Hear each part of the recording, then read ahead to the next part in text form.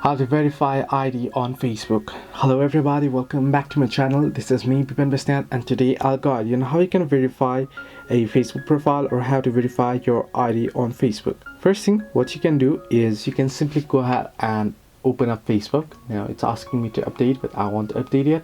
And then you want to head into settings. First you want to tap on the hamburger icon at the top right corner. And then you want to tap on settings and privacy and then head into settings. Once under settings and privacy, you can see there that option that says account center. You want to tap on it. Once under account center, you can see personal details option. You want to tap on it, and you can see identity confirmation option. You want to tap on it. Once you do so, you can simply tap on confirm your identity, and then you want to go ahead and select the option running ads about social issues, elections or politics, protect your account or such.